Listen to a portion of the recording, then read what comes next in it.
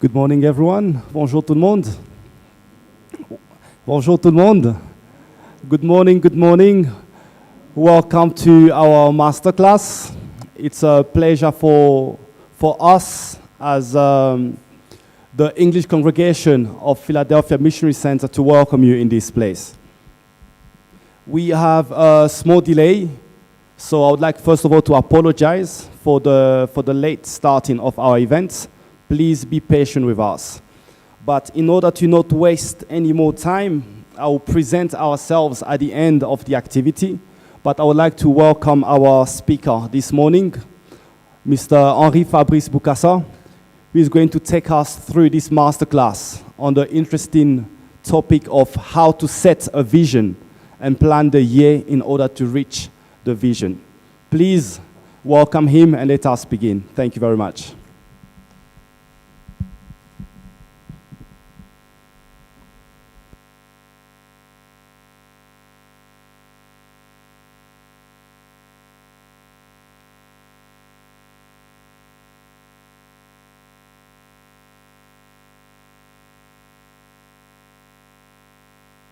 Hello everyone.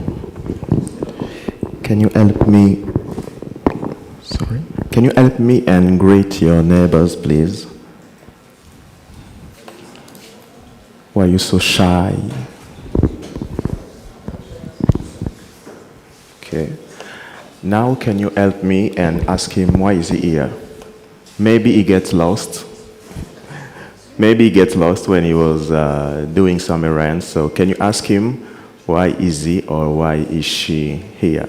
You can. Maybe get lost.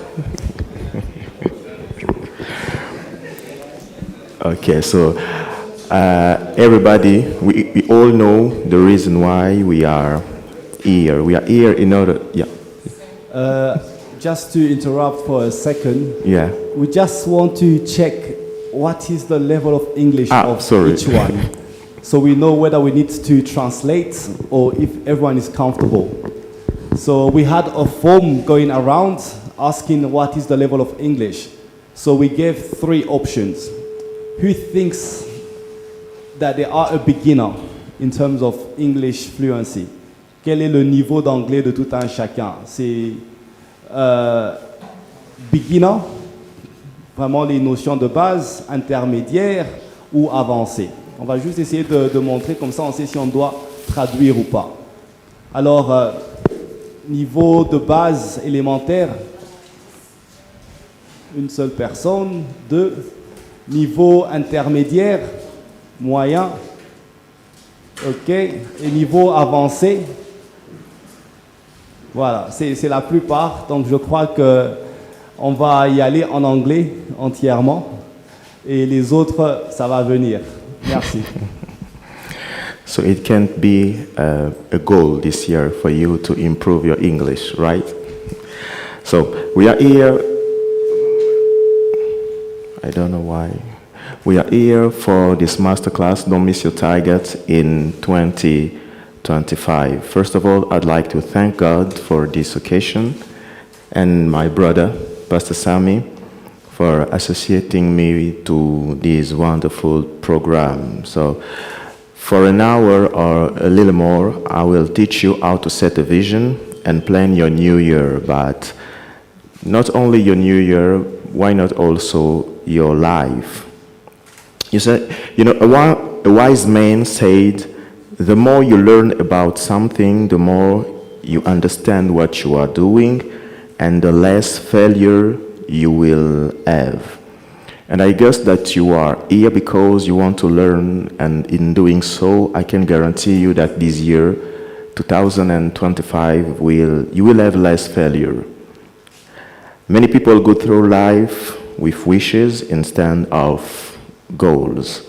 People who have wishes are just dreamers, and I hope that you are not a dreamer. They rebuke what it takes they rebuke the effort it takes to plan, because planning takes effort. You will have to reflect, you will have to think, you will have to imagine, you will have to do many things, so it takes effort. And people who just have dreams do not like to take effort. And being here today tells me that you are an action taker. It tells me that you are a visionary. It tells me that you believe in yourself. It tells me that you invest in yourself, and you better be proud of you. So can you give yourself, please, a round of applause? Can you guys give yourself a round of applause? Because before we go any further, let me ask you a question. How was last year? How was 2024 for you? Was it a success or was it a failure? Yeah, you can reflect. You got the answer? Who can give me the answer? It was a success or it was a failure? So now that you have answered that question, let me ask you another question. Which image? Okay. Oh, okay. Okay. So I'll show you 3 images, and I'd like, according to those images, I want you to tell me which one describes the best your last year. So this is the first image. Did you perfectly miss all of your goals last year? Did you have goals like at the beginning of the year you had your list of resolution and then miss all of them? Who missed all of his goals? You sure? Okay, so that's the first image. The second one, and the second one is that one. So, did you reach some of your goals and miss most of them? Okay. And finally, so those who didn't raise the hand still now are in the third category, I guess. Okay, so that's the last one. Did you reach all your goals? Did you? So you are nowhere. Okay, so this is Mr., Mrs. Perfect. So they reach all of their goals. And I can guarantee you that it is possible. It is possible that this year you reach all your goals. It is possible that you reach each and every one of your goals, and this is the reason, the very reason why we are here. You know, success and failure don't just happen. No. It is not like you are sleeping and then you wake up, oh, I have a success or I have a failure. It is just what you reaped. So what you reaped last year is the result of all the decisions you've sown during this year, during last year, during what you reaped last year is the result of all the decisions you have sown, the decision you've made. Because life is the sum up of our decision. Your success or your failure is just what you have decided day after day. And when you sum it up, then it will be either a success or a failure. Pastor, I don't know, do we have the exercise book? Yes. Okay. So, what you will reap this year, you will sow at the end of the year. So, if you don't like what you will reap, you better change what you are sowing. Because if you want to reap success, then you have to sow success every day. I don't want you to fall again in this hellish cycle. What is this hellish cycle? This hellish cycle. You know, at the beginning of the year, we like sentences like, this year is my year. Who said it? This year is my year. Oh yeah, I will succeed this. That's my year. I will, and I will do it I will get married, I will have more child, I will have more money, because money is very important. I will. Then guess what? During the year, you got challenges. I don't know, do you see very well, or do we need to turn off the lights? It's okay? Okay. So, this year is my year. You have a very long list. And then you got challenges. And what happened when you got challenges? Excuses and discouragement. Yeah, why did you fail? Because of this or because of that? And finally, next year will be better. So my wish for you today is not to be in this hellish cycle again, is to get out this hellish cycle. So let's dig deeper. Vision and goals are linked, and we can't talk about vision and goals without defining them. But before that, always remember this. The more your vision is clear, the more your goals will also be. So for 2025, to be successful, I can suggest you to become to become a sniper. Who knows who a sniper is, you know? Okay. So I want you to become a sniper, and you will never or rarely miss your targets. And to become a sniper, what do you have to do? Yeah, they are giving you your exercise book. You can open it, and then you will fill the blanks as we are proceeding. Who already got his exercise book? You have it? So I will wait.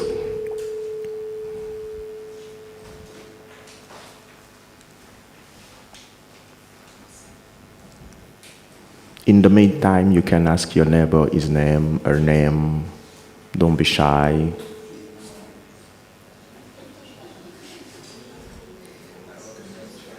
Even if you know him, pretend that you don't.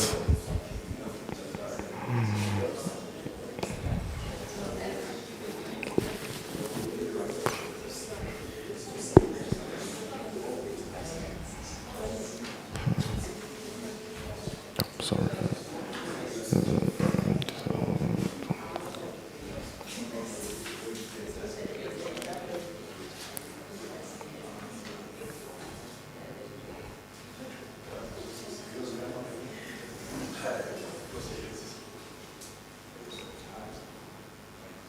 Is it okay?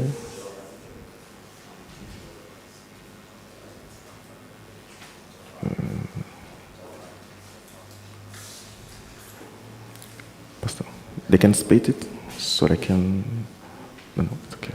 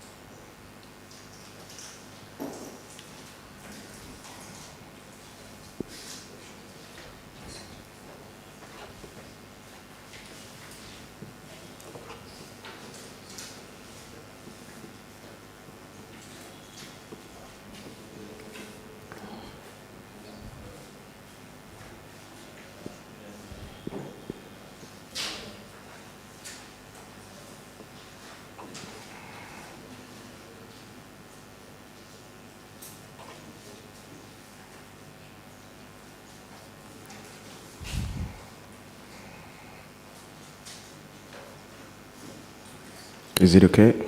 Everybody? No?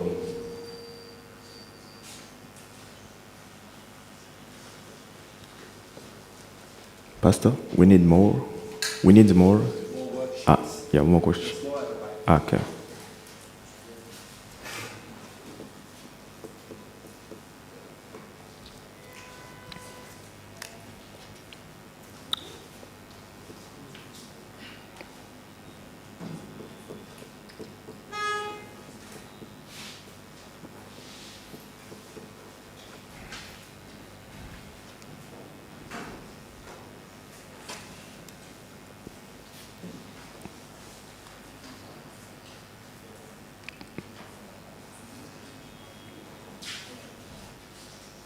Okay, seems like it's okay with everybody.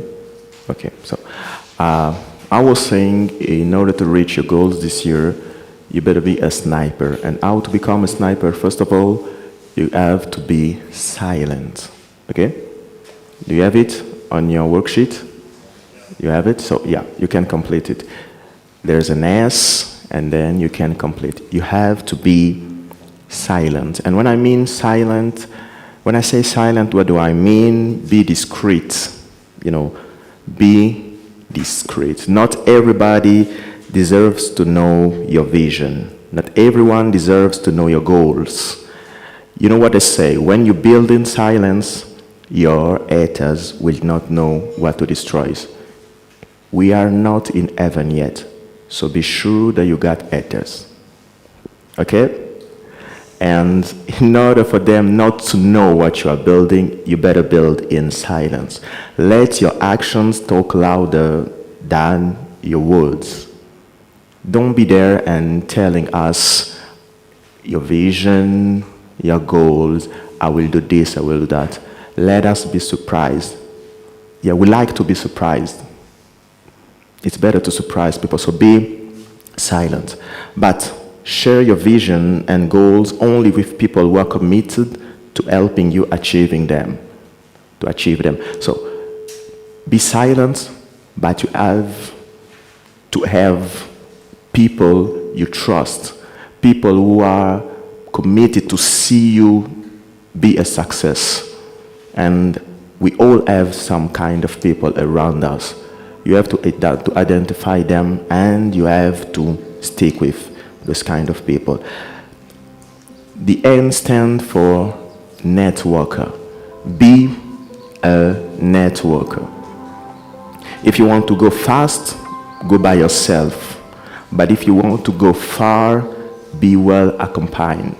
Be well accompanied by trustful people, accountability partners, people who really want you to achieve greatness. If you want to go alone, it's okay. You will go fast. But if you want to go far, then you must have people around you. You know, an accountability partner is someone who helps you reach your goals. It's someone who can ask you, where are you in the process of reaching your goal? And people you can count on are very important in your life, because you will not be strong enough every day.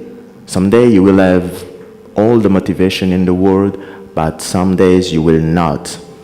There will be days that you will lack motivation and you will lack discipline. But if you are well surrounded, then I can guarantee you that you will go ahead. Okay? So be silent, be a networker. What's next? Be intentional. You have to be intentional. Being intentional means that you must have a clear reason to do something. You don't do it on autopilot. You must know, why am I doing what I am doing? You do things not only because everyone else does that, but because you know exactly what it means to you. The more your why is strong and clear, the less you will fail. So I hope that you are not here because someone forced you to come. I hope you are here because you are very intentional about your success this year. The P stands for pragmatic. You know, to reach your goals this year, you have to be pragmatic. Don't spend all your time gathering and knowing information. Don't be a theory lover. You know, you like theory, and you never take action. At some point, you will have to act. And the sooner, the better. You must act at some point. The E stands for engage. Be engaged to your vision. You must be engaged to your vision. You must be committed. You know, being committed is not an option. if you want to reach your goal this year. Being committed is not an option, it is an obligation. You must stop being distracted, because distraction is a smooth vision killer. You know, when you are distracted, it feels good. You scroll on TikTok, or maybe Red Note, or maybe WhatsApp, and it's okay. It's, you know, you feel good. You're just chilling, but you are distracted. And when you are distracted, you will never reach your goal. And finally, the R stands for relentless. Relentless. Guess what? You got your vision, you got your goal, but life is full of surprises. Or should I say full of challenges, as I showed you in the hellish cycle. You know, and you will meet them. You will meet challenges during this year. I'm not wishing some bad news for you or things like that, but be sure that life is full of challenges and you will meet them. And when you meet them, you better be Mr. or Miss or Mrs. Never give up. When you are in front of a challenge, you better never give up. When you're in front of a challenge, what will help you not giving up is the why. Why am I doing it? When you remember why you are doing it, then you will be relentless. It will maybe hurt, it will maybe make you cry, make you feel bad, sad. But if you are relentless, you will not give up. So, what's a vision? A vision is a mental picture of what you hope to achieve, and it should inspire change in yourself. A vision is a mental picture of what you hope to achieve, and it should inspire change in yourself. It is the North Star that guides your action. Do you see? Do you see well the words in red? Okay. So I repeat one more time. A vision is a mental picture of what you hope to achieve, and it should inspire change in yourself. It is the North Star that guides your action. A vision is a long-term aspiration, a mental picture of your desired future. It provides direction and inspiration. Did you fill the blanks? We can go ahead. Can we move on? No? Okay. Yeah, so a vision is a long-term aspiration, a mental picture of your desired future. It provides direction and inspiration. Having a vision is vital for having a meaningful life. You cannot have a meaningful life if you do not have a vision. You cannot. And my favorite book says, where there is no vision, the people perish. If you do not have a vision, it simply means that your life is not meaningful. And when your life is not meaningful, guess what? You will perish. So, are we okay? Can we move on? Consistence, please. No, please, for people to, okay. Can we move on? Okay. No?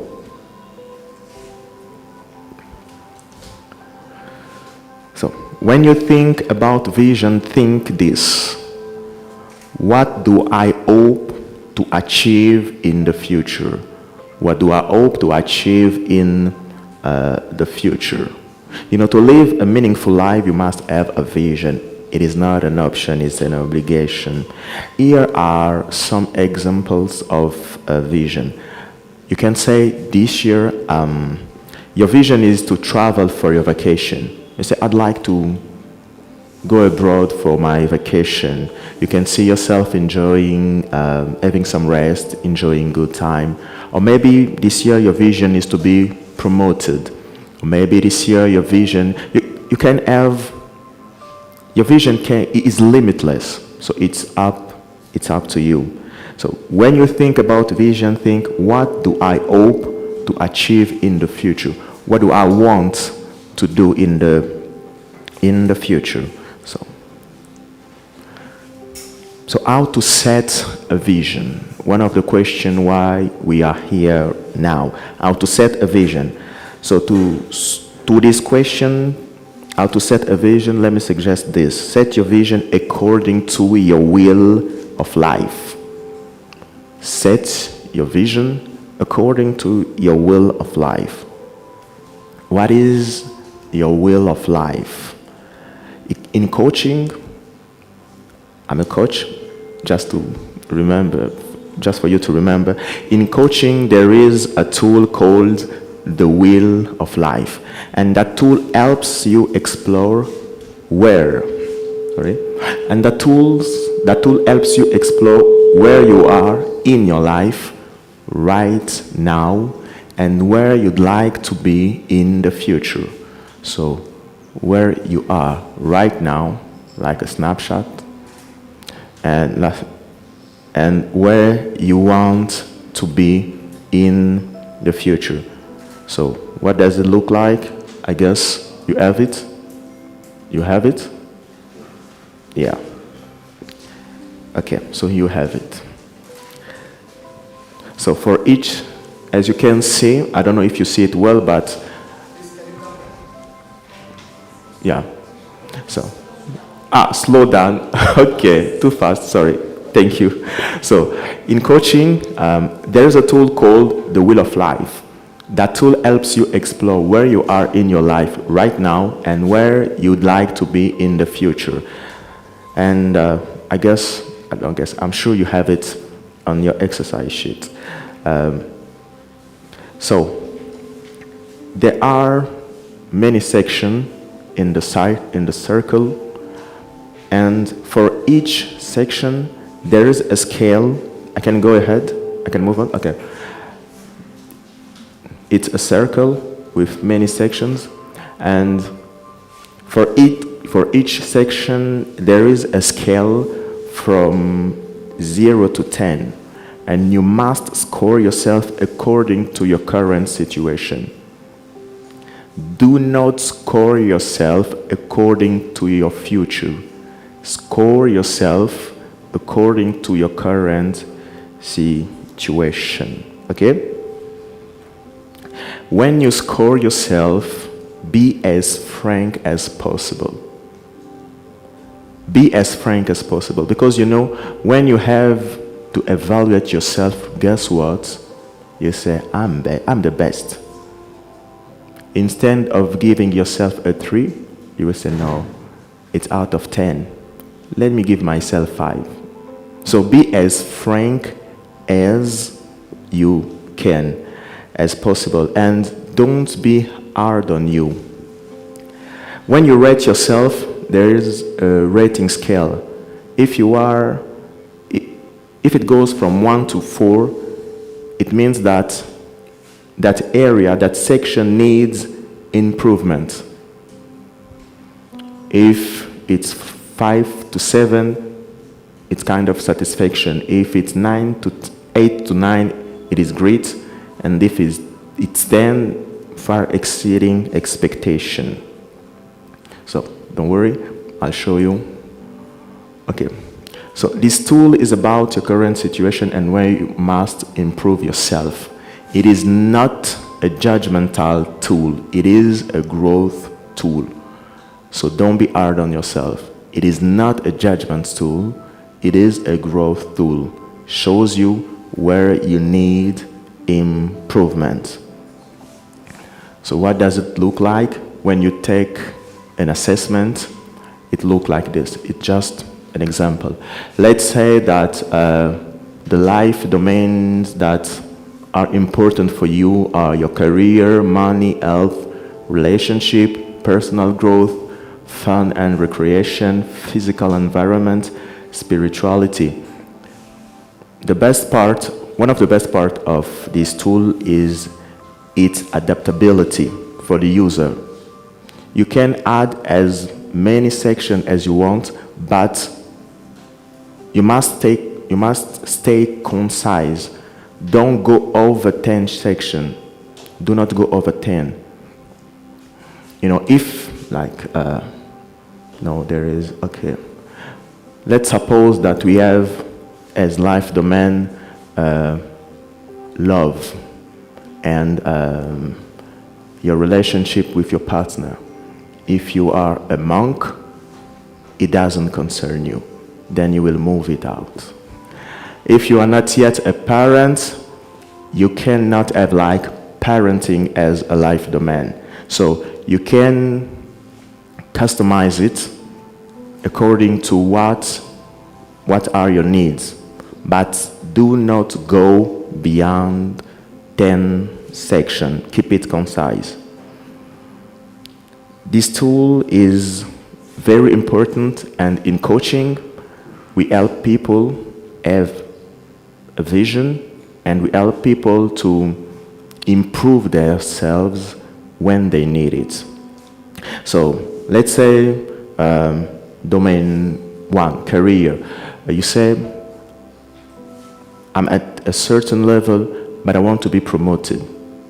I'm not where I want to be, so what do I have to do?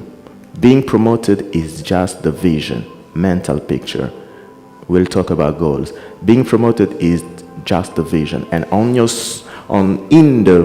in your wheel of life, you can score that domain 7. What about money?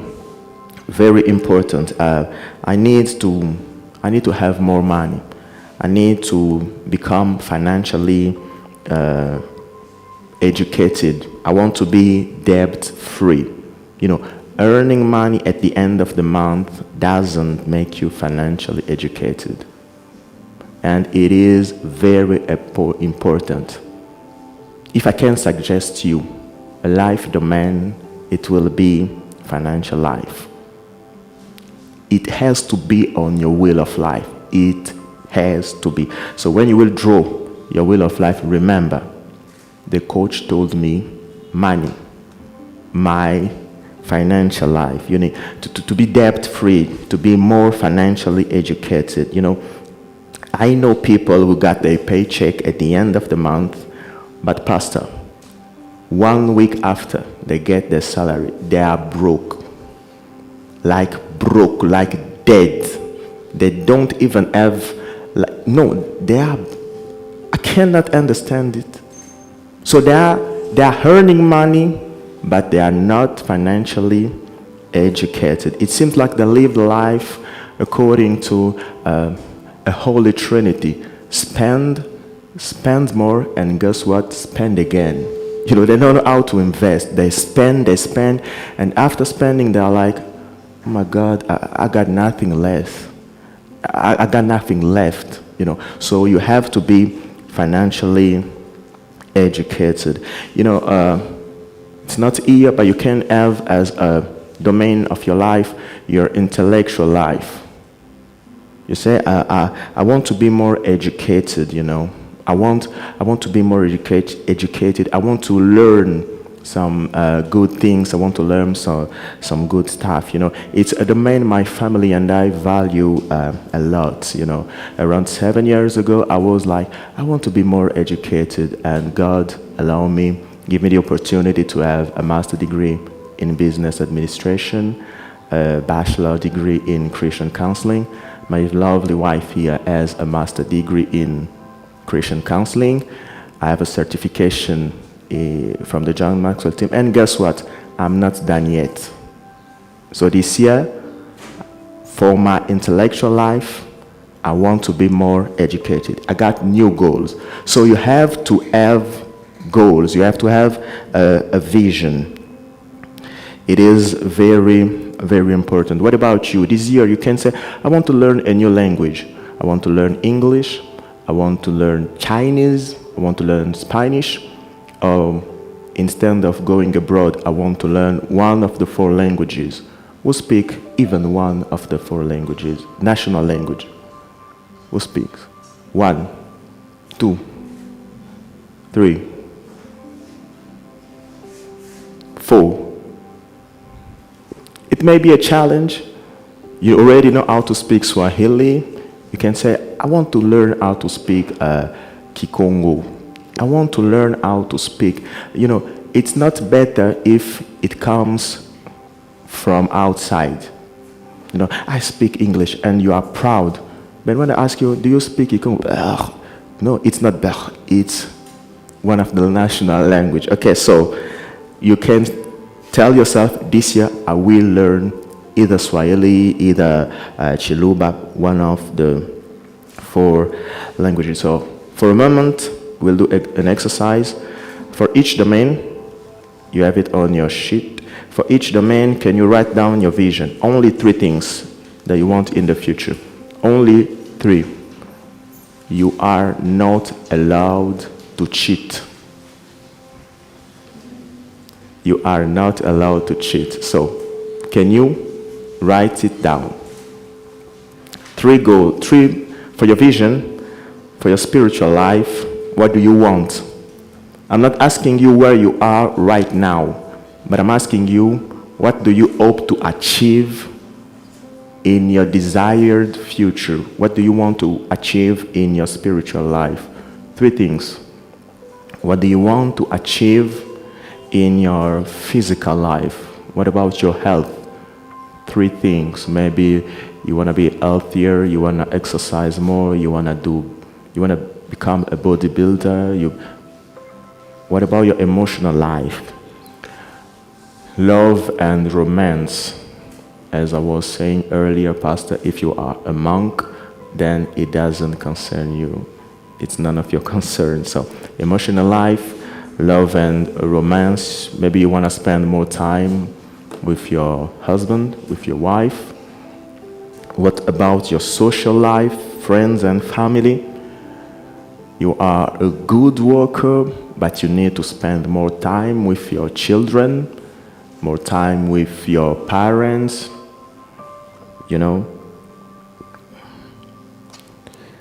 What about your financial life? Being more financially educated, being debt-free. I don't know what it will be. Your intellectual life, be more educated, earning a degree this year. I don't know. You can write it down.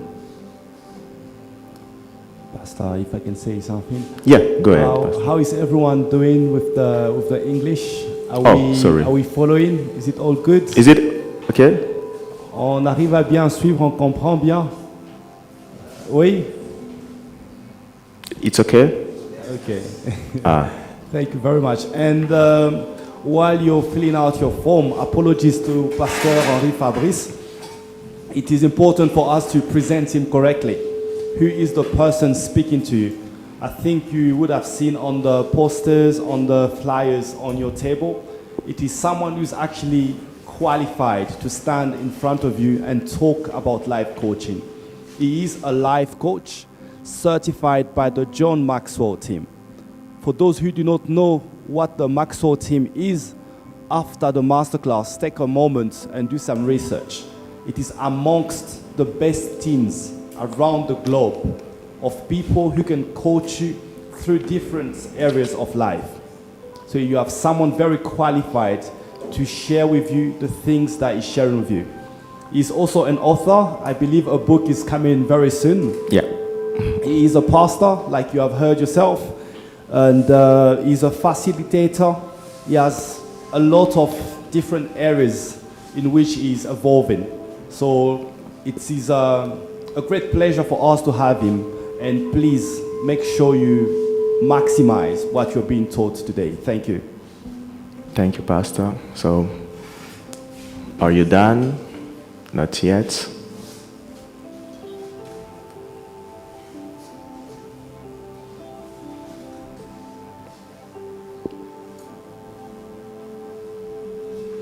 Do not cheat. It's yours. It's your will of life. Do not cheat.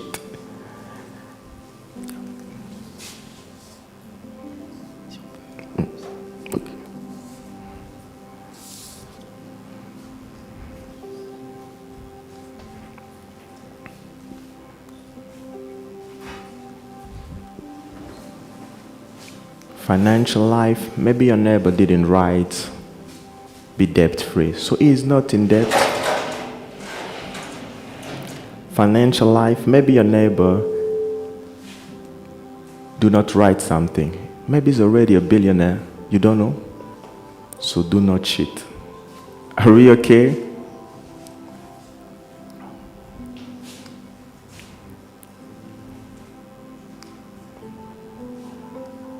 One domain complete. 2. Okay.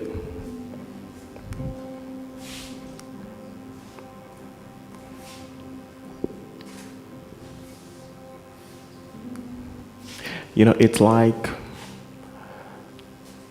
not the easiest, but let's say it let's say it that way.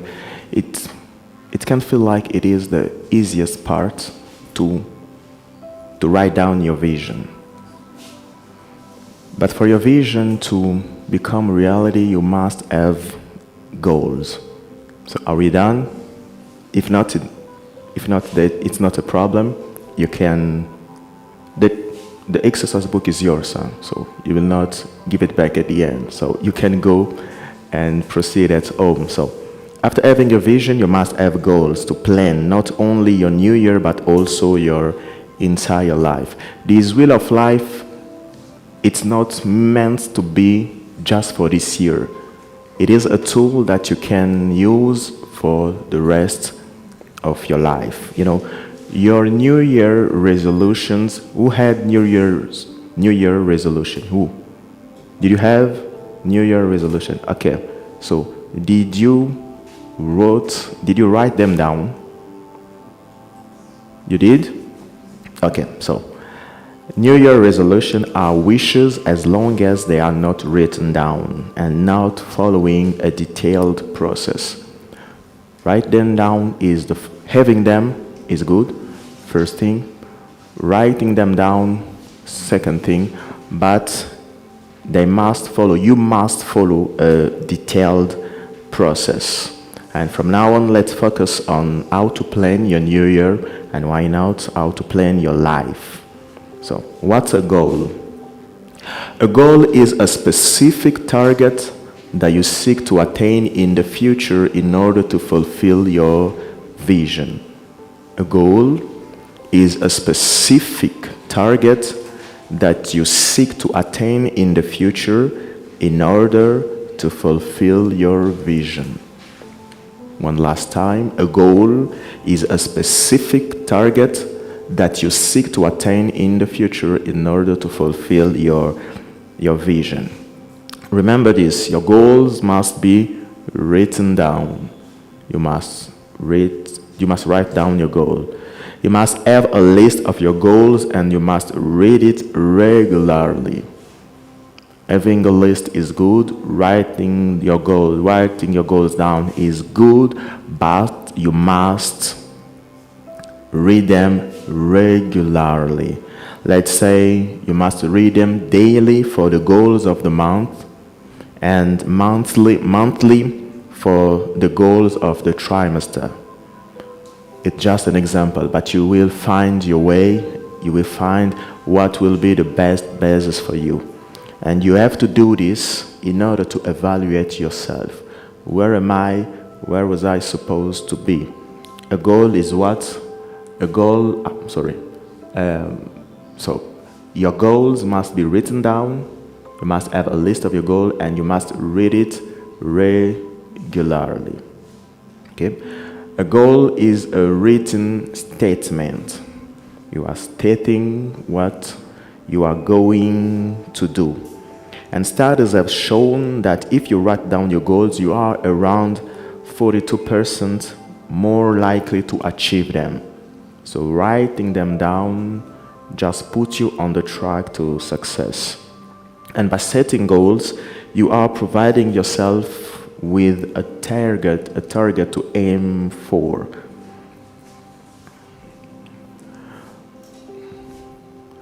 When you think about a goal, think this: what planned actions must I take to fulfill my hopes and dreams? What are the actions that I have to take to fulfill my dream? And those actions must be planned. What are the planned actions? What planned actions must I take to fulfill my hopes and dream? Remember this: thinking about what you are doing, thinking about what you are going to regret can be a very good motivator for you to take action to achieve your goals. Let's say that you have a goal in the domain of your life, in your physical life domain, and you say, I want to be healthy. To stay motivated, let's say that you must know that if you keep gaining weight, maybe you will have like a heart disease. So what you will regret not having a long life. So when you think about what you will regret, it can help you by being a good motivator. You cannot have goals without a planification. You cannot, I don't know what happened. You cannot have goals without a planification. Absolutely not. Do you already have an agenda for this year? You have one? Not yet? Or the agenda, Pastor, let's share what I have noticed in church. You'll see someone with an agenda and writing down the predication. It is an agenda. It is not a notebook. It is an agenda, It is not by a notebook, but an agenda must stay an agenda. Your goals help you. Okay, your goals help you turn your vision into reality, because don't forget, your vision is just your imagination.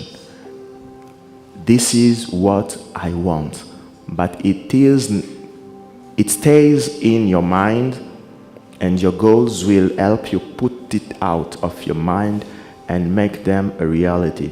Goals are the bridges that bring your visions from your imagination to reality. When you have goals, it is like you are building bridges from your imagination to reality. Goals are what? Goals are the steps that bring your vision to life. When you have a goal, it is like you are walking. Each goal is a step that bring your vision to life. Let's say that this year, as the previous example, this year your vision is to travel for your vacation, okay? And what can be your goals? To travel for your vacation is a vision, but to make it real, you have to have goals. So let's say the first goal is to decide the place you will go for your vacation. You decide exactly where you want to go. Going on vacation is good, but knowing where to go is better. I will go on vacation, but where exactly? Know the exact place can be the first goal. Knowing the exact date can be another goal. You are now being more specific. You will travel. How many days will you spend there? It is very important. Second group of goals, you will get information. What do I need? Do I need a visa? How much will be the flight ticket? How much will be the hotel? You get information, and after getting information, you have a budget. If you already have the money, glory to God. But if you don't, how much money will I have to save at the end of the month in order to meet my travel budget. And on the D-Day, you travel, you come back, it was a vision, it became reality, and then you can move on. You know, it is very, very important to know how to bring your vision to reality through your goals. I'm pretty sure last year you had very smart goals, very, very smart goal. And when you have smart goal, you have a clear roadmap to your success. You have a clear roadmap to make your vision concrete. So I bet you know what smart means. Your goals, I bet, were very specific. And when I mean specific, do I have it? No. So when I mean specific, you have it. It simply means that your goals were well defined, clear, and ambiguous. What is it exactly that you want? You have your vision, it is a mental picture, but what is it exactly that you want in that vision? When you want to be specific, you must ask yourself this question. You must ask yourself a question like who, what, why, when. It will help you to be more specific. Second thing, your goals were probably measurable. When I say measurable, it is with specific criteria that measure your progress toward the accomplishment of your goal. Specific measurement. Let's say, what can be the measure in the previous example? The amount of money that you save at the end of the month. Let's say you say, I will save, let's say, $200. So each month, when you save that money, it shows you what your progress is. And it is very important. A stands for achievable. Your goals must be attainable.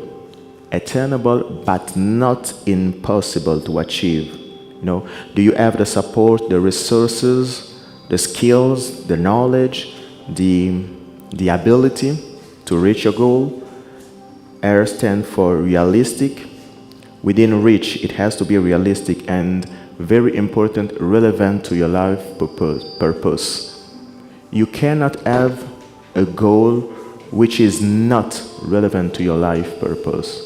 Meaning, you have to know the very reason why you exist. And your goal has to be time bound. And I guess your goals were like that last year. What time bound means? It means with a clearly defined timeline, including a starting date and a target date.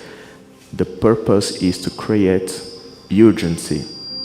When you have a goal,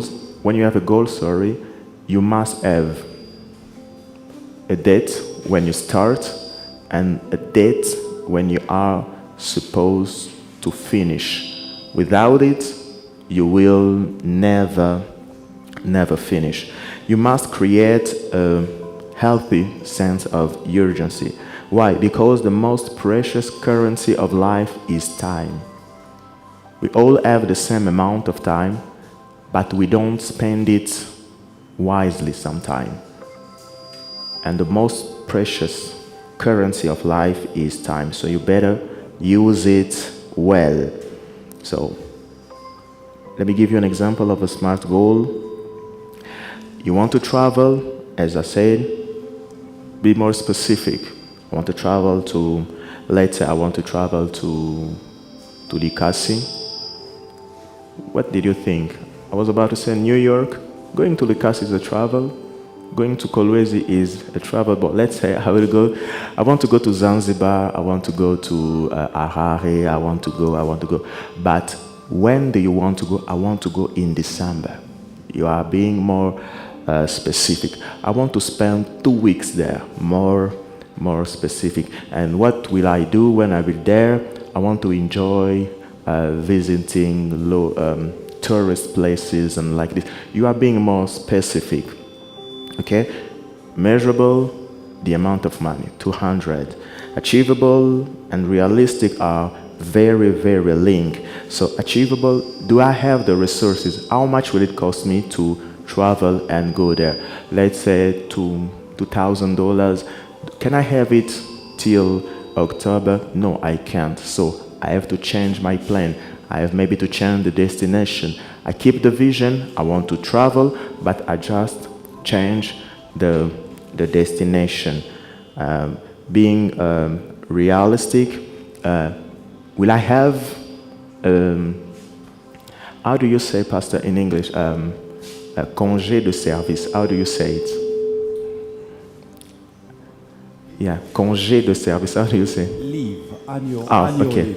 Will you have one in December? If it's yes, okay, then it's realistic, time-bound. Does this goal have a deadline? Will you be able to have all the money by October? If not, then you can change. Your vision is the mental picture, but your goal must remain flexible. Like, I want to travel is the vision. And then when you are trying to be specific, you say, I want to go to Paris, but you don't get the visa. It doesn't mean that you will not travel. You can just change the destination, okay? So this year, keep having smart goals, but spice them up, okay, with 2 more ingredients. The first one is exciting.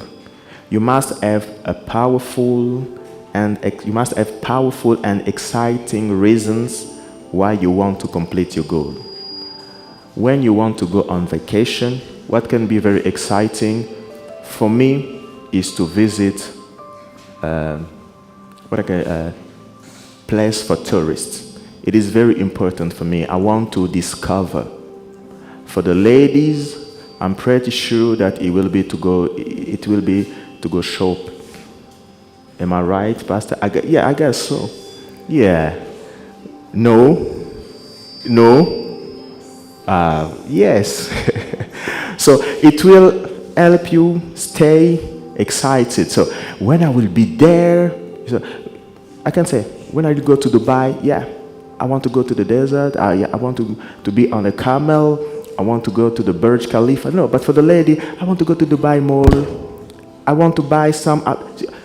Keep it exciting, and then you will make it real. The second ingredient is your goal must be relevant to your current phase of life. You know, here's an example of a non-relevant goal. A teenager who wants to get married. It is not relevant. It is not relevant, you know. So it is a goal. I want to get married, but it is not relevant to his current phase of life. You know, to have kids, you have to be in a certain phase of your life. So if the goal is not relevant to that phase, it has not to happen, okay? So a successful year is the compilation of successful days. To have a successful year, you must have successful days. And a successful day is a well-organized day in an agenda. When your day is well-organized and it is in an agenda, then you are sure that it will be, pretty sure that it will be a successful day. So here's an example of a well-organized day. You must have a list of tasks, list of tasks. You organize your priorities,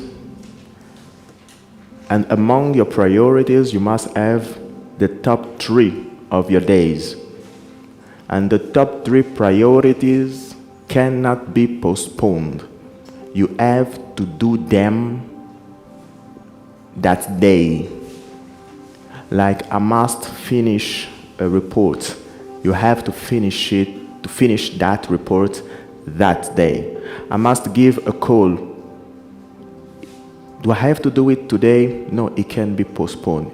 Yes, you can postpone it. But when you have your list, don't put in your mind first that I can postpone. You postpone like when there is no other choice. When you have your list, the first idea, I must complete all of my tasks. But if you don't, then you can postpone. Because if you write down your tasks and have already in mind the fact that you can postpone, it's not good. Then you will postpone. Okay? And there's one thing very important. You must know your peak productivity. You must know your peak productivity in order to organize, to manage your day very, very well. You know, not everybody works fine in the morning. Not everybody. You must know what is my peak productivity. If I work better in the evening, then I can work in the evening. You know, I can have my top 3 in the evening, done in the evening, and then when I have less energy, I can do other tasks. So each and everyone know. If you don't know, just think about when you are full of energy. When you are full of energy, that's your peak of productivity. And when you are full of energy, you better focus on the top 3 of your list. And you can use time boxing. Okay, you can use time boxing. You have it on your sheet? You have it? Okay. Time boxing, also known as time blocking, is a simple time management technique. It helps with efficient planning by assigning a specific time frame to important tasks. You know, you don't have it? Oh, so I will slow down. So you can use, when you have your tasks, you can use, you have your tasks, you know exactly your peak of productivity, and now you can use this method called time boxing. Time boxing is a time management technique. It helps with efficient planning by assigning a specific time frame to important tasks. Let's say that you want to finish a report. You say from 8 to 9, that's what I will do. Nothing else. So you block a certain period of time just for one task. Meaning you put your phone away, you put all distractions away, and you are focused on one task. That's what time blocking is. So you have your day from 8 to 9, from 9 to 10, and so on, and you block a time frame which is totally dedicated to one task. Okay? Okay, so what is time blocking? Time blocking is a time management tool. You block, if I can use it, you block a specific frame of time, and during that time, you do only one important task. Like, you want to finish a report, and you say, I will work on it from 9 to 10. And from 9 to 10, you work only on that report, nothing else. That's time blocking. Okay? So we can proceed. And the crucial aspect of time boxing is maintaining focus on a single task. you maintain focus. Because I don't know exactly the right amount of time, but I guess it's around 20 minutes. You know, when you are on a task and you get distracted, for you to come back and being fully focused again, it will take you around 50 to 20 minutes. So time blocking is very, very important, because when you do that, you put away all distractions. And it is very important to stay focused. Okay? So now that we are done with goals, let's talk about a specific, I called it parasite, that can lead you to failure this year if you don't kill it. And that parasite is the enemy of goal achievement. And what this parasite is, we can say that this parasite has 8 strengths. What is its first strength? Temporization. Temporization. What is temporization?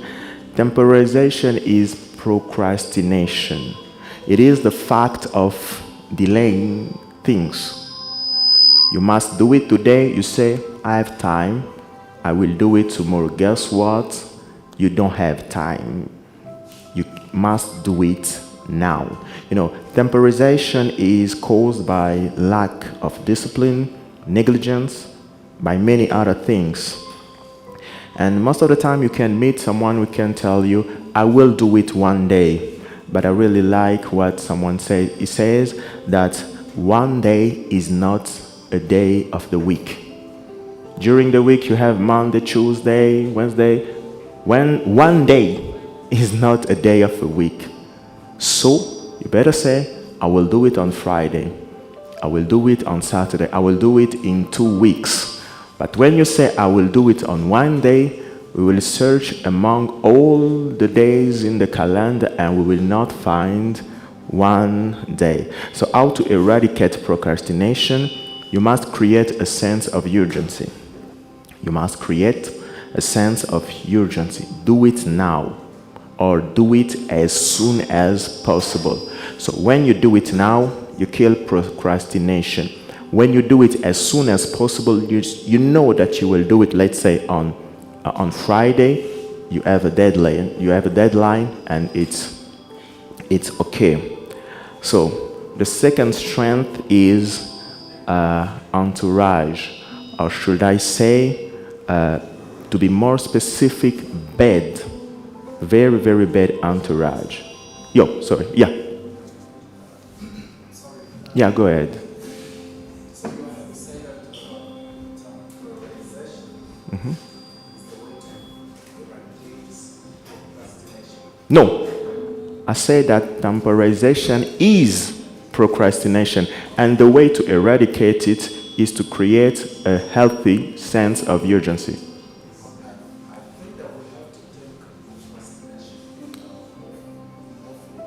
Okay.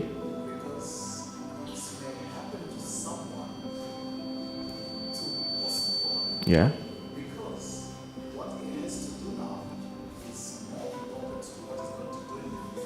But it is not procrastination. When you postpone, it's not procrastination. Mm-hmm. Mm-hmm. Mm-hmm.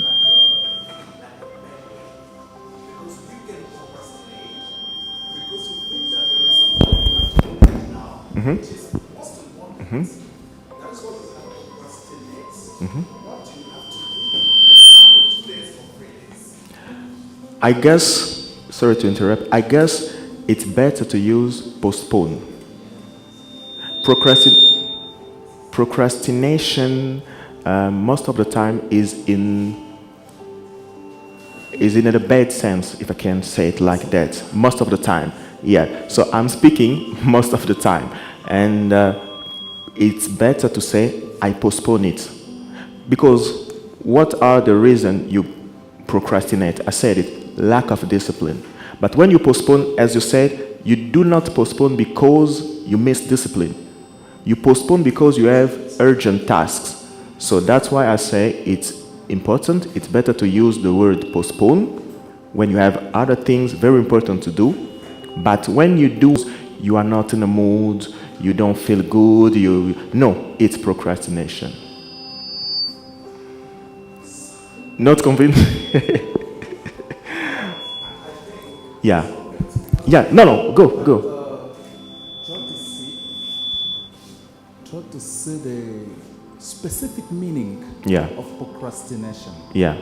Someone can teach procrastination as equality. Yeah, I know that there are people who are teaching that procrastination is, I do not fully embrace that point of view, because you have to explain it for people to understand that it is a quality. But most of the time, when you say procrastination, I will not spend an entire day to explain to you that it is a quality. And according to the amount of time that I have, it's best to say that procrastination, most of the time, is a very bad thing. But when you have to postpone because of negligence, lack of discipline, and that's procrastination. But when you postpone when you delay because of an urgent task that you have to do now, you postpone. You do not procrastinate. You say, it's okay? Please. So I'd like to add something. Yeah. Up to me, I think procrastination is not a quality. It's the fact to something that you should do today, but you postpone for tomorrow. For me, it's not a good quality. It's negative. So what, please, your name? Toussaint. That's what Toussaint were saying. Most of the time, when I say procrastination, it's a bad thing, but it has its qualities. But I have to explain it for people to understand that it is a quality. So for now, it is best to use procrastination as a bad thing and the fact of postponing as a good thing. Yeah.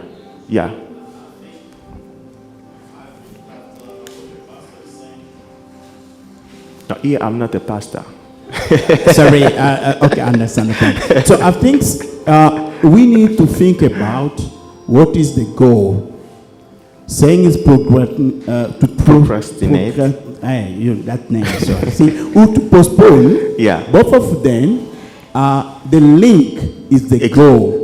I think what Mr. Fabrice is saying is that it's not equality because of the goal. Because you can't postpone, or you can't make be lazy by not doing something for which you know that the deadline is, for example, today. And in the morning you are doing nothing. That is bad. And that's what Mr. Fabrice is saying about. So I think, according to Mr. Toussaint, look about the goal. What is the goal? May I just not do the job now because of some emergency? And even though it's emergency to do, is it important? You need also to analyze all those things. It's important to do that now. It's very important. Look at the goal. What is the goal according to that? And for that, you can make a distinguish between the two words. Thanks. Allow me to speed up because, allow me to speed up. Can you let me finish? And keep it, write it down. You will ask for question. Just allow me to speed up. Okay, thank you. So I was saying entourage, specifically bad entourage. Who are you familiar with? Most of your successes and failures are linked to your entourage. Did you reach your goals last year? Did your friends or did your entourage reach their goals last year? If you are acquainted with 5 broke people, better be sure that you will be the 6th one. If you are acquainted with 5 wise people, be sure that you will be the 6th one. So the more you are around people, the more they will have an influence on you. So how to kill bad entourage? Separate yourself from people we don't want to see you reach your goal. How to kill bad entourage, separate yourself from people who don't want to see you reach your goals. You know, a true friend wants you to achieve greatness. When you achieve greatness, a true friend is proud of you. He's not jealous, she's not jealous. So you better, let me be a pastor for 1 minute. So you better pray for God to show you the hearts of people around you.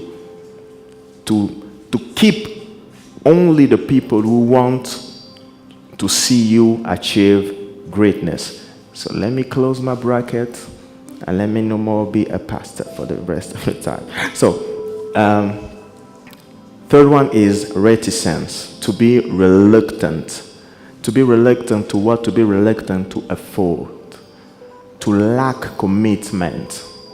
You know, if you lack commitment, this year will be a failure. I told you, you will encounter challenges, you will encounter difficulties, and reticence will put you, will make you go weak. We make you lost hope. Where there's no commitment, be sure that failure is at the end of the tunnel. And how to eradicate reticence? Ask yourself the question, what will I regret for not doing it? What will I regret? I've said it, I said it again. The A stands for elation. What is elation? Elation is excessive optimism. Elation, excessive optimism. You know, when you think that everything will be all right, it is having excessive optimism, and it is not good. Why? Because it can cause you to ignore or minimize the reality and challenges that you will face. And when you minimize them, let me tell you, they will break you down. By refusing to acknowledge the difficulties, we risk not taking the necessary step to overcome them. You know, do not minimize them. They are in front of you.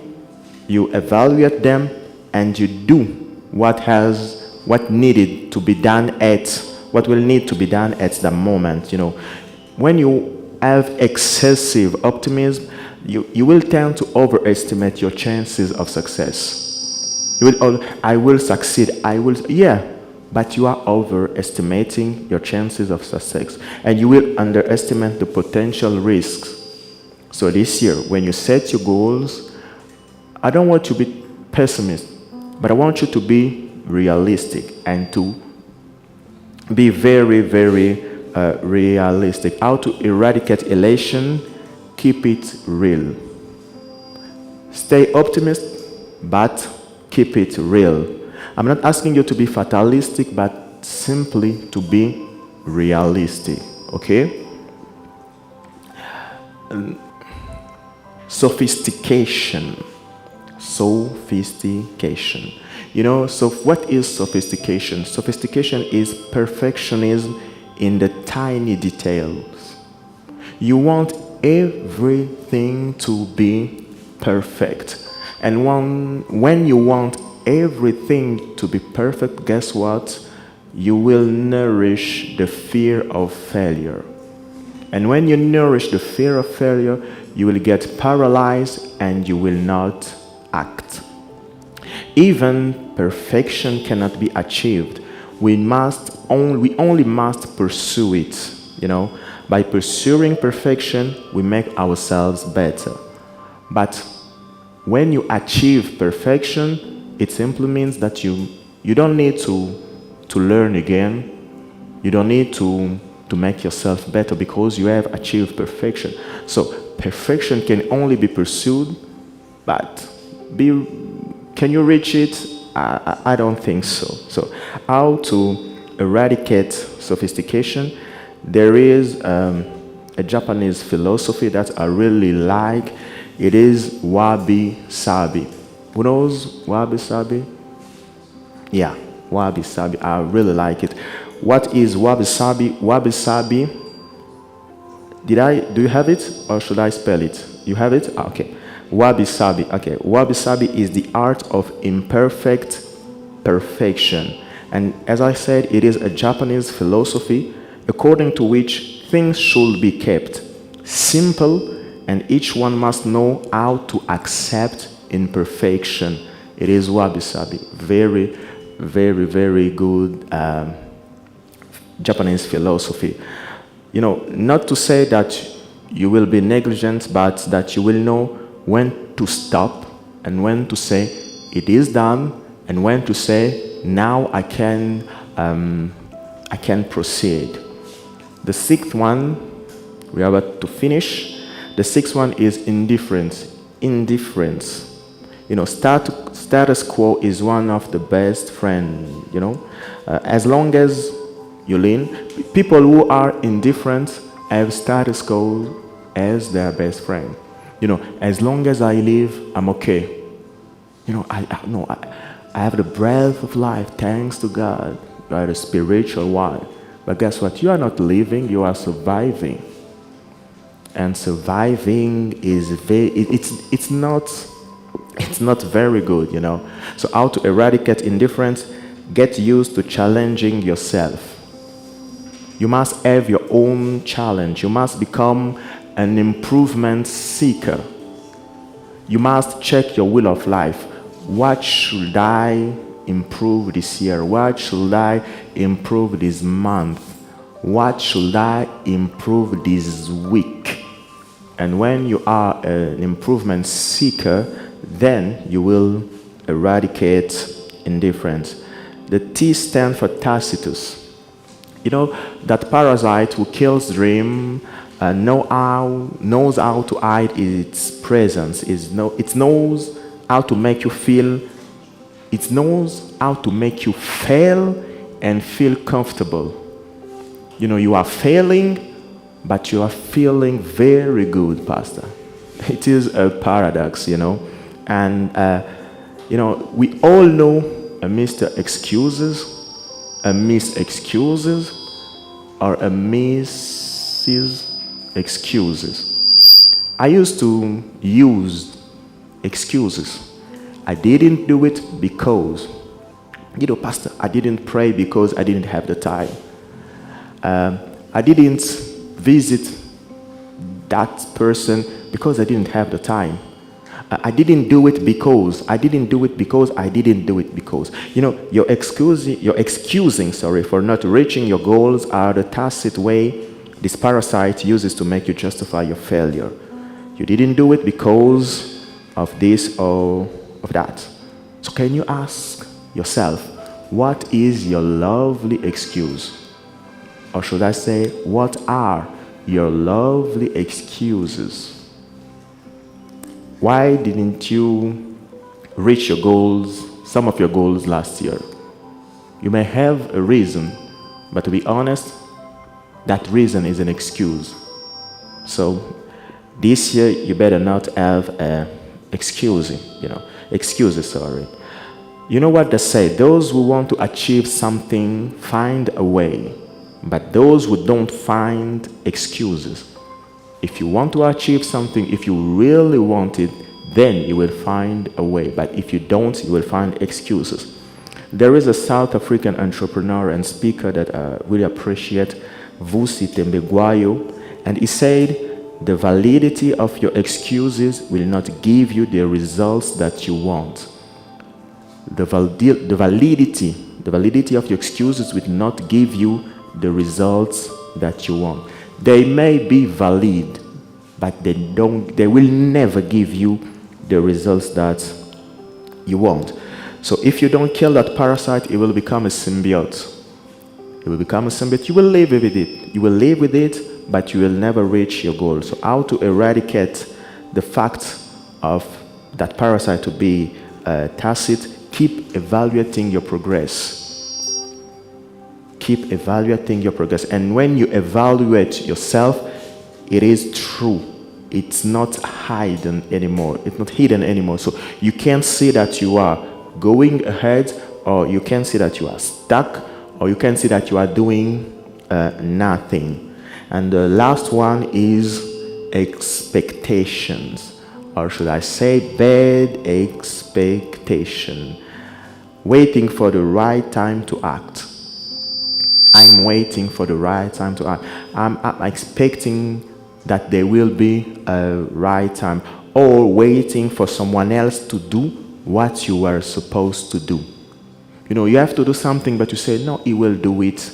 He will do it. He will do it for me. And how to eradicate bad expectation? You better count on yourself first and involve others after taking the first step. First of all, count on yourself.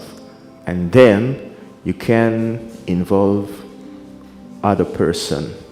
So to close this masterclass, remember that for you to set a vision and to reach your goals this year, be a sniper, kill the parasite, and believe in yourself. Thank you for your attention.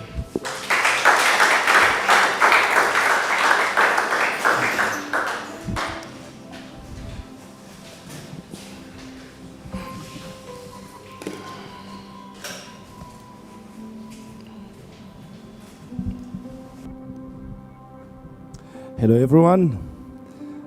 May we give a round of applause again to our speaker, Mr. Henri-Fabrice. Thank you very much.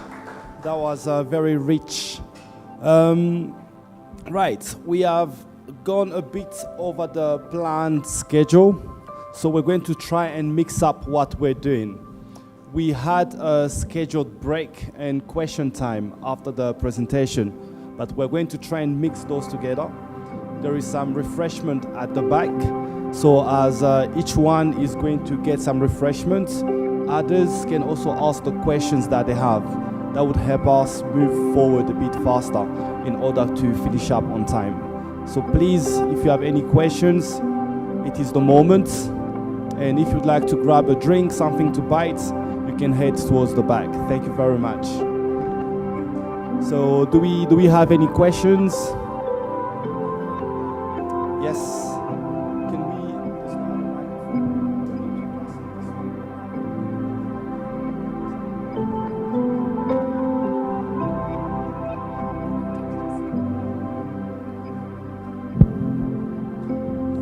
Hello, Coach. Thank you for this masterclass. It was very useful. My question is, Yeah. one of my goals this year is to lose weight. Okay. I have a problem with to stay consistent. So how do I go about it? How to stay consistent? Okay. Fortunately, I'm a coach, but unfortunately, I'm not a nutritionist. So you'll have to hire a nutritionist. What do I say that you will have to hire a nutritionist? It is because maybe you have bad habits with your food. I don't know. Maybe you can start and saying that, have you already tried being on diet already? Okay, so if you have already tried being on diet and it didn't work, so you have to hire a nutritionist, a specialist who can tell you what have you done already, and then you can change. Because I guess for every problem there is a specialist. So in your case, I will suggest you to hire a specialist who will help you. That's where I can stop. Okay, thank you. Yes. Yeah, seems like there is. Yeah.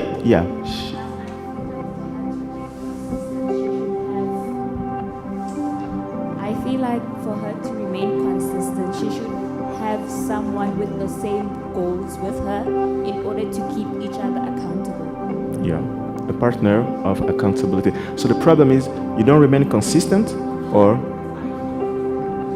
you do not remain consistent. So it's not. So sorry, I didn't understand the question very well. So if you don't remain consistent, as she said, you must have a partner of accountability. Think about what you will regret. Yeah, maybe, let me give you an example. Find, I don't know what you like to wear, but find something lesser than your normal size, and it will be your goal. You say, I want to get in that dress.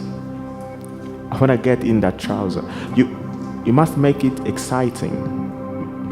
It will help you to keep it, to stay consistent. And as she said, having an accountability partner is very important. So you can check on yourselves days after days.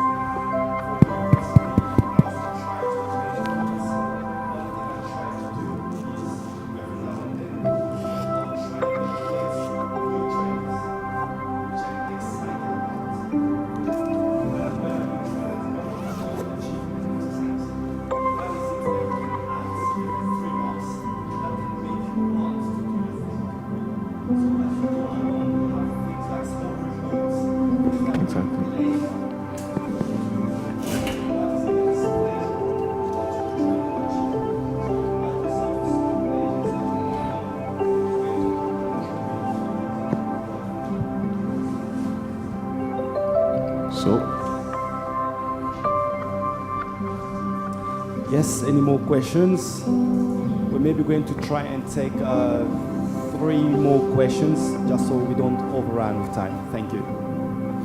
Thank you, Coach. My name is Joe, first of all. And I got a question. Yeah. It's about my temperament. I'm a sanguine temperament, if I can say that. A what? A sanguine. Okay. By your character, yeah. Personality, yeah.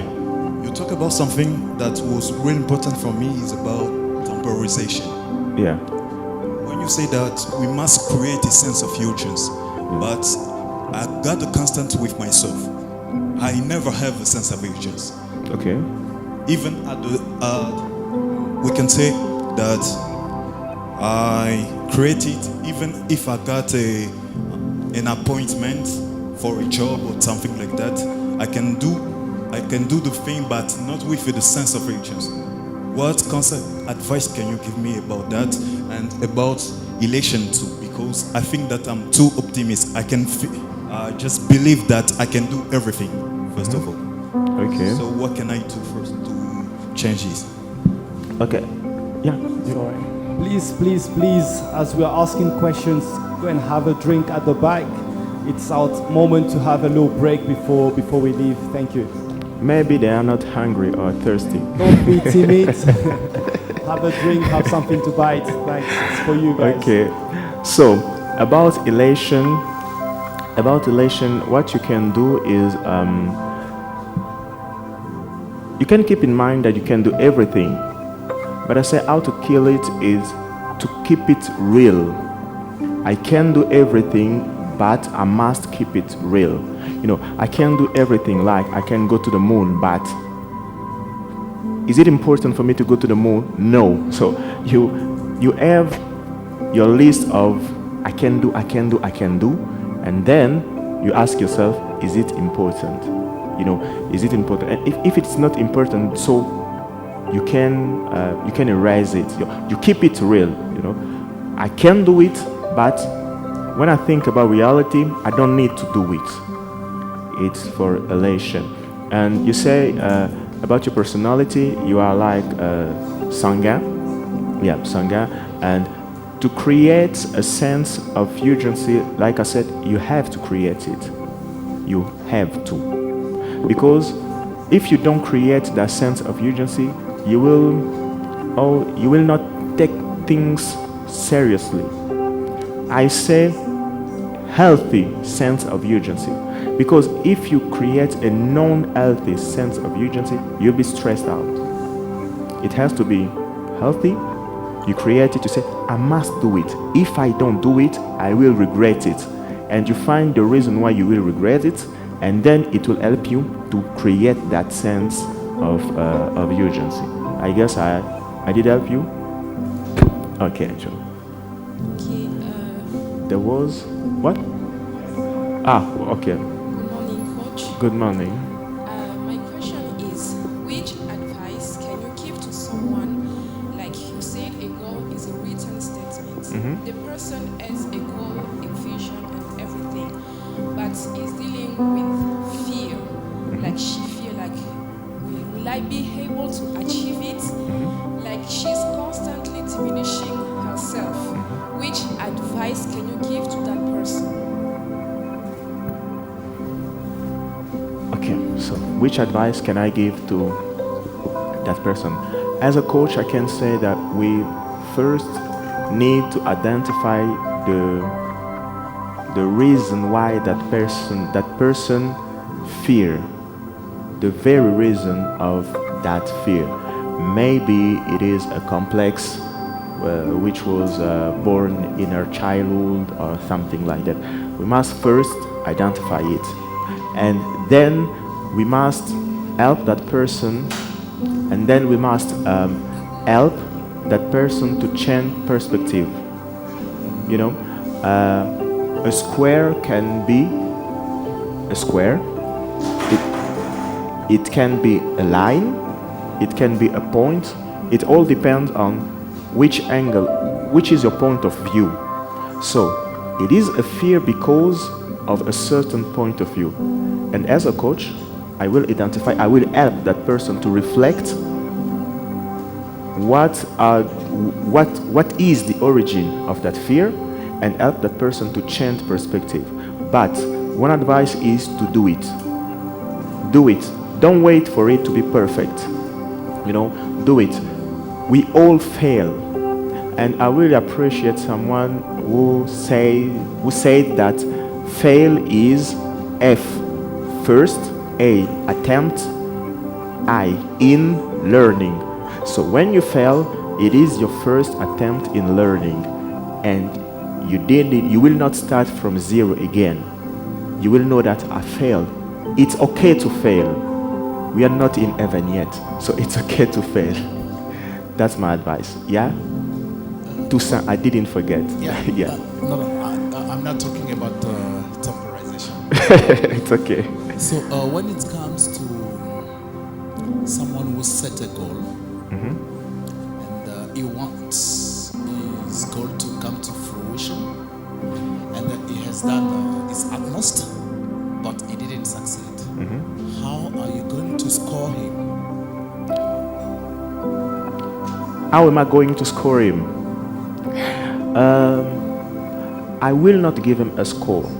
I will just say that he didn't fail. He learned something. You know, he has learned something, and as I said before, as I said earlier, he will not start from scratch. He will not start from zero. He will start from an experience, and then he will move on. I said you have to be relentless. I fail, I learn, then I move on. I will fail again, then I will move on again. Till I will succeed. Yeah. Pastor, I don't know if you can. I think we will take the very last question. We have someone at the back. Can we pass on the microphone, please? I really like what the coach said about failing. Fail. First attempt in learning. So failure should actually be looked at in a very different way after this masterclass. Exactly. Last question, please. I have a question. Like talking about the. I don't see you. Can I? It's me. Sorry. Sorry. You said at the back, so I was looking at the back. Go ahead, please. Your name, please. My name is Rene. Rene. Oh, Rene. Okay, Rene. Go ahead. Yeah, you spoke about the enemy of goals, achievements. Yeah. The parasite, and you spoke about entourage. Where we have to separate ourselves from people to see us achieve our goals. And like I did that last year with my friends, I was like, when I was speaking about my mind to them, they did not believe because they were like not in that environment. Can you put up? Yeah. So when I separated myself from them, not totally, but problem of procrastination because I found myself alone. I don't have people who have the same goals as I have. Maybe because I don't know them, but I know them. And so when I'm trying to do it and like procrastination is coming in, I really know that I have to create that sense of urgency. I really do it, but sometimes I just lose hope because no one is there and I'm alone. So how could you help me? Okay. So, if I understand well what you are saying, you had friends, but did you have the same goals? Did they add the same goal? Did they have the same goals that you? He said Yeah. he had friends, So he which had- didn't have good goals. So Which had? They did not. They did. Okay. They didn't. They didn't. Yeah. Okay. So he separated himself from those friends. Okay. But after separating himself, he found himself, let's say, isolated. Yeah. There was Okay. no one else around him to maybe motivate him, encourage him. Okay. So he ended up finding himself in procrastination issues. Okay. Correct? So okay. And is that all in your question? No. Yeah. I understand. So I said at the beginning that you must become a sniper, that you must become a networker. You know, if you separate yourself from bad people, you have to find good people, like-minded people. For example, if you're here today and there are other people today here, it is a way to identify people who are like-minded, people who think like you.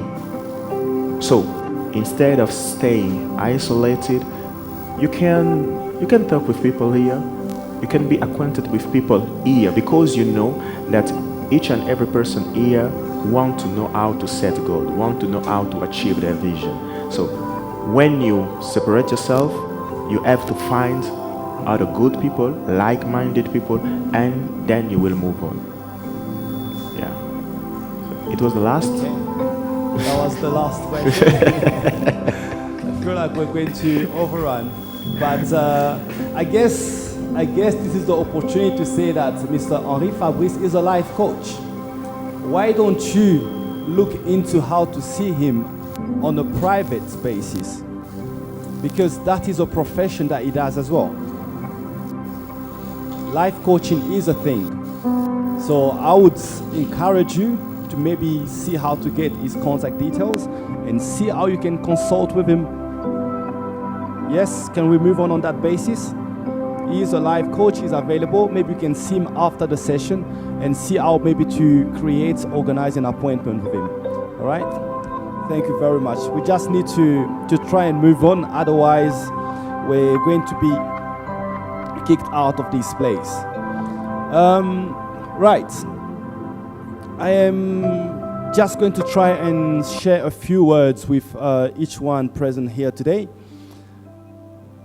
I will try and be brief as we have gone over time. What do we see here? Who is familiar with this picture? An iceberg? Yes. And could this iceberg be a representation of anyone? Yes, no? I guess it's hard to picture, but let's assume this iceberg is us, representing us, right?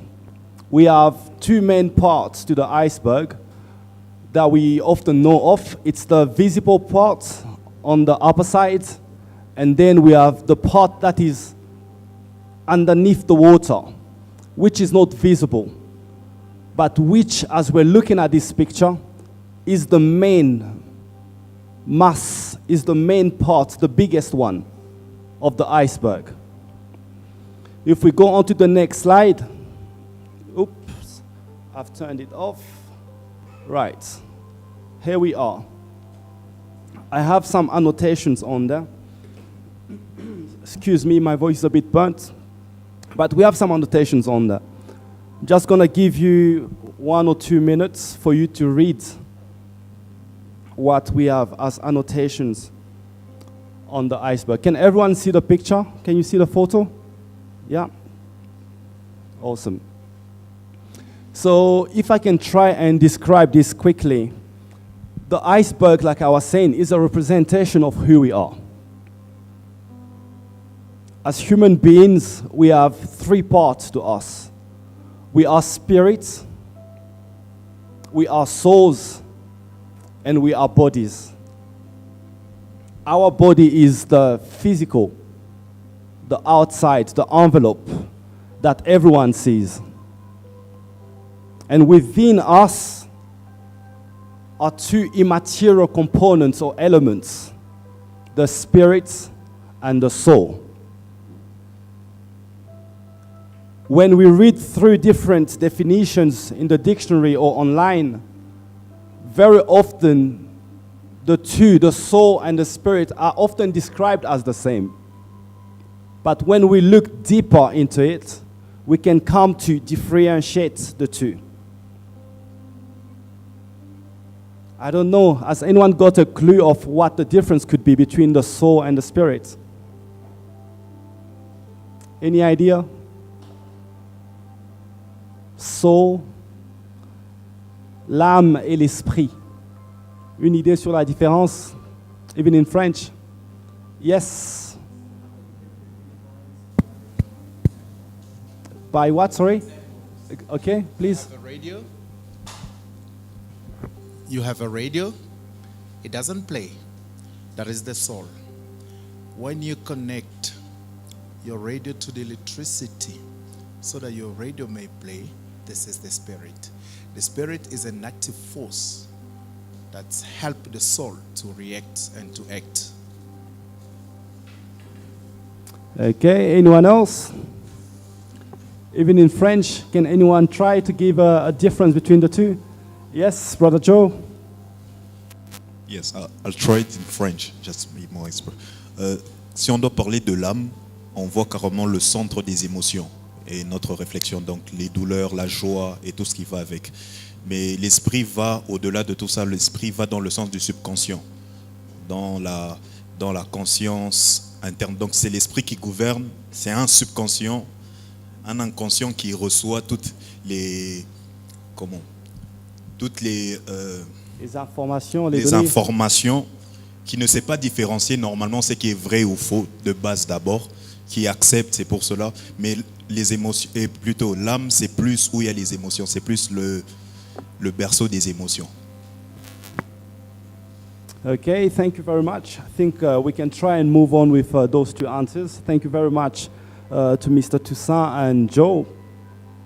But I would like to bring us to push our thinking a bit further with regards to what the soul is and the spirit is. We have had a masterclass where the coach took us through the planning of the year, on the wheel of life that was shown to us. There was a lot of domains. And one of them that I think is very important, which we tend to forget very often, is the spiritual aspect. The third part of us.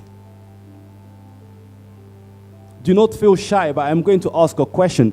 As we began this new year, as we set our new resolutions, how many people set resolutions in terms of the spiritual domain? Yes? I see it's most of us. That is a good thing. But unfortunately, very often, people forget about the importance of setting goals for their spirit. Like you would have heard Mr. Henri-Fabrice speak, and as myself, before being pastors, we are Christians. And as Christians, what do we think? We think and believe, based on the word of God, that we think is the truth, that the spirit is our very and deeper identity and nature.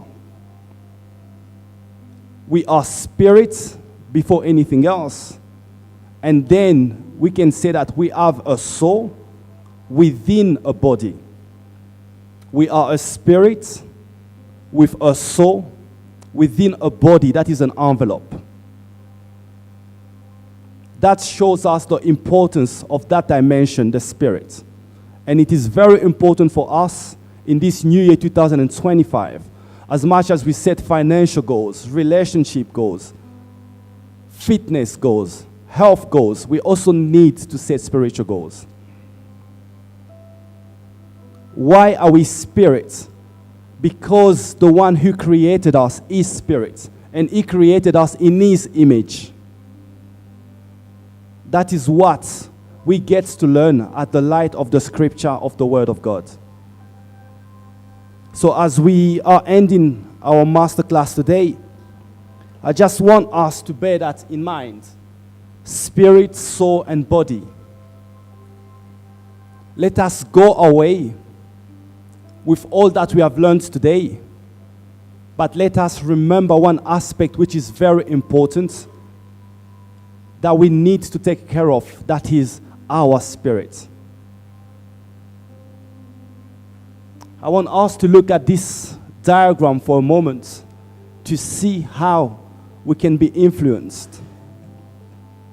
Our spirit is influenced by the Holy Spirit, which is God, which is Christ, and feeds onto our soul, and then feeds onto our bodies. And the other way around as well. Our soul can be influenced by our bodies, and our body is influenced by our 5 senses. Your eyes, what do you see? Your ears, what do you hear as you go out living your life on a daily basis? What do you hear? How does that influence you? So you have like the soul, which is at the junction in the middle, which is in a fight between your spirit, which is being influenced by God, and what your environment is showing you. So what I would like us to try and set as goals and targets this year should also include our spirit. For us to have a strong spirit which can dominate over our soul and even have an effect on our bodies, we need to be fed with the right food for the spirit. That is spiritual food. Your spiritual food is the Word of God. Why? Because your origin is in the image of God as spirit. I am not going to push this much further, but I am going to talk about the organizers of this activity. We are from the Philadelphia Missionary Center. I believe that you have these on your tables. We are specifically the English congregation of Philadelphia Missionary Center in Lubumbashi. And this year, I would like to take advantage of this opportunity to invite you to our services on Sundays. The program is all on there. You can see at what time we meet. I would encourage you this year, 2025, amongst your goals, make it also a spiritual goal to come into the place where you can get the food for your spiritual growth, for your spiritual maintenance. If today I had to buy a car, a BMW, how would I know how to maintain it? How to get the best out of it? I'm sure I would have to go to the manufacturer in Germany. And for us as human beings, our manufacturer, our creator, is God. And there is only one way to God, that is through His Son, Jesus Christ. So as you would try and attend these activities, we would get to talk about Jesus Christ and all the hope that we have in Him and through Him.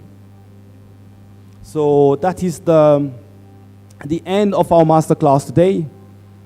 Thank you very much for your participation. Please don't forget, take the leaflet, the flyer with you, and we are hoping that you would come and join us at the Philadelphia Missionary Center, where I'm sure you would have the opportunity to meet again Pastor Fabrice this time under his pastor casket, and maybe get a chance to ask more questions. But at the same time, like our brother Rene, it is an environment where you can meet people who have a similar mindset, people who can encourage you and push you to grow, not only spiritually, but also in the different domains of your life. So it will be a great pleasure for me to meet you guys again. But until then, thank you very much for your participation, and we hope to see you soon. Thank you.